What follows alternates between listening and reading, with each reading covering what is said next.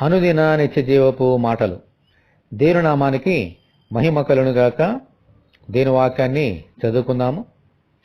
శ్రేష్టమైన ప్రతి ఈవియు సంపూర్ణమైన ప్రతి వరమును పరసంబంధమైనదై జ్యోతిర్మిడగు తండ్రి యొద్ద నుండి వచ్చును. ఆయన యందు ఏ చంచలత్వమైనను గమనము వలన కలుగు ఏ ఛాయనను లేదు.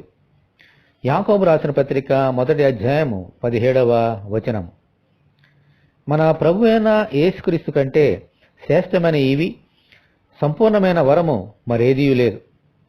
యేసు అనే ఈవి వరము పరలోకం నుండి జ్యోతిర్మిడగు తండ్రి యొద్ద నుండి కన్య అయిన మరియ ద్వారా ఈ లోకంలోనికి వచ్చింది. దేవుని స్తోత్రం, హల్లెలూయా.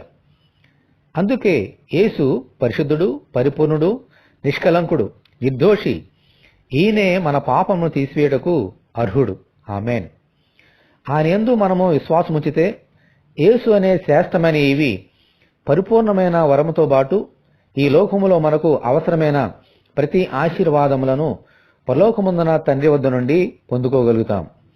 ఈ యేసయ్యను మన హృదయంలోనికి ఆహ్వానించి ఆయనతో కలిసి సాగిపోదాము.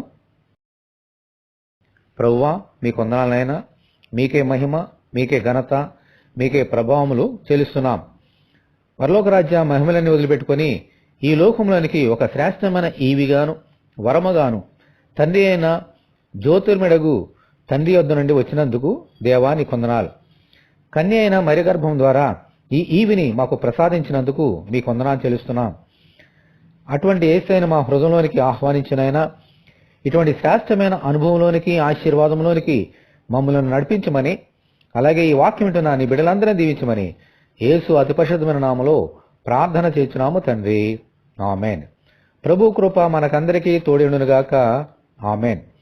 పరిశుద్ధ దేవుని మందిరం.